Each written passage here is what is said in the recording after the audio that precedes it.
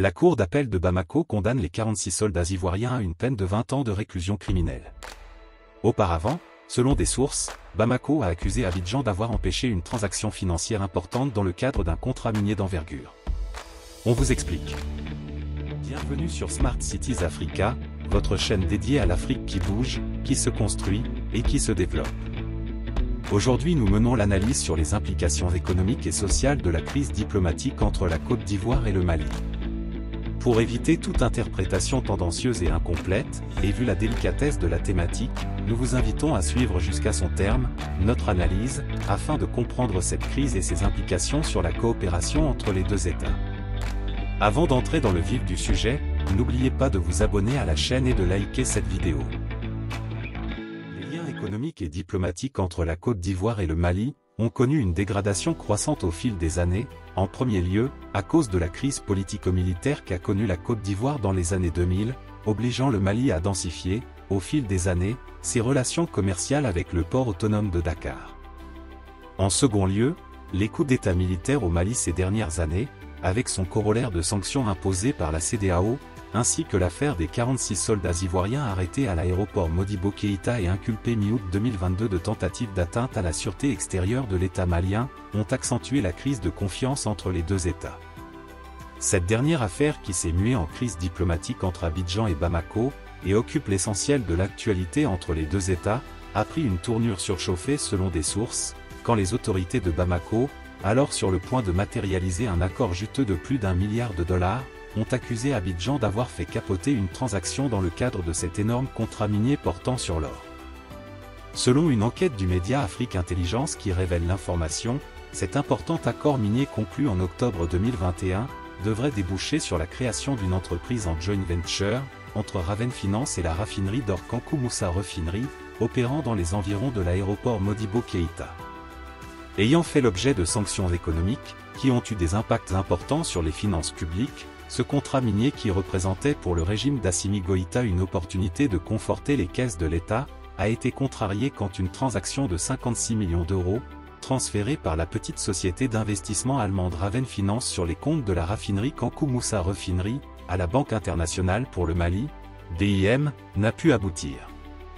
Les autorités maliennes ont donc accusé le président Ouattara d'être intervenu auprès de la BCEAO, pour bloquer le transfert de fonds.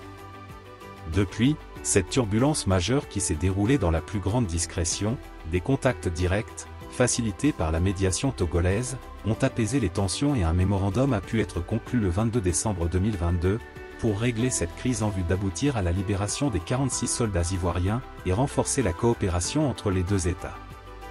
Dans ce schéma, les autorités maliennes ont décidé que le processus judiciaire aille jusqu'à son terme. Un jugement a donc été prononcé ce 30 décembre 2022 avec pour contenu une condamnation des 46 soldats ivoiriens, à une peine de 20 ans de réclusion criminelle pour attentat et complot contre le gouvernement, atteinte à la sûreté extérieure de l'État, et détention, port et transport d'armes, et de munitions de guerre ou de défense, et une condamnation, par contumace, à la peine de mort pour les 3 soldats libérés plus tôt pour motif humanitaire. Si l'on s'en tient au mémorandum conclu entre Abidjan et Bamako, le processus pourra aboutir, par la suite, à une grâce présidentielle du colonel Assimi Goïta. Cette crise qui n'a que trop duré risque d'affecter le niveau d'imbrication exemplaire des deux États. Une interdépendance qui se ressent dans 3 secteurs clés de leur coopération. D'abord, la diaspora malienne, la plus nombreuse au monde, vit en Côte d'Ivoire et est estimée à environ 2 millions de personnes. Elle envoie au Mali des fonds de 1 milliard de francs CFA par jour, soit plus d'1 demi-milliard de dollars chaque année selon le président du Haut Conseil des Maliens de l'étranger, M. Chérif Mohamed Aïdara. Ce montant est égal à l'ensemble des investissements directs étrangers reçus par le Mali en 2021. Ensuite, la coopération énergétique. La Côte d'Ivoire, qui dispose d'un énorme potentiel dans le secteur énergétique, fournit de l'électricité à 8 pays de la région ouest africaine, y compris le Mali avec qui elle a un accord portant sur la fourniture de 130 à 150 MW par an, soit environ 30% de la capacité électrique installée du Mali à fin 2021, et l'équivalent de la consommation annuelle pour plus de 5 millions de Maliens. Enfin, le commerce extérieur du Mali pour lequel, les ports ivoiriens demeurent les plus compétitifs et assurent un peu plus de 30% du flux de transit portuaire. Perspective de renforcement et diversification. Les deux pays qui devraient privilégier l'intérêt des populations et la lutte contre le terrorisme ne tarderont pas à reprendre leur coopération. En effet, 3 points de coopération devraient marquer l'actualité économique des deux pays cette décennie. En premier point, le projet minier de lithium de Goulamina dans le sud du Mali. Le lithium, extrait du spodumène, la matière première, est un minerai rare et stratégique qui est devenu capital dans la transition énergétique, et dont le prix sur les marchés internationaux a été multiplié par 5 depuis janvier 2021. Ce minerai est présent en abondance dans le sous-sol malien. Le Mali sera le premier pays en Afrique de l'Ouest à exploiter le minerai stratégique et à l'exporter dès 2024. La compagnie minière Léo Lithium, qui extraira le concentré de spodumène sur le site minier de Goulamina, a annoncé le 15 novembre 2022 qu'elle venait de conclure un contrat important de services portuaires avec le port autonome d'Abidjan. Cet accord d'une durée de 10 ans, renouvelable, permettra l'exportation d'un minimum de 250 000 tonnes de minerais, augmentant par l'occasion le niveau du transit malien via le port d'Abidjan. En deuxième projet, le port sec de Ferkessédougou en cours de construction à l'extrême nord de la Côte d'Ivoire. Situé non loin de la frontière du Mali et du Burkina Faso, et d'un coût de 300 milliards de francs CFA, ce projet d'aménagement logistique et industriel développé sur 732 hectares vise à renforcer la coopération régionale et commerciale entre 4 pays de la région. Destinée à rapprocher les ports ivoiriens de leur hinterland, cette plateforme portuaire sera déterminante dans la réduction du coût du transit, la durée des traitements portuaires et renforcera la compétitivité des ports ivoiriens qui par leur position géographique constituent les ports naturels des zones sud du Mali et du Burkina Faso. Troisième projet, l'extension du port de San Pedro en cours et le projet de ligne ferroviaire San Pedro frontière du Mali.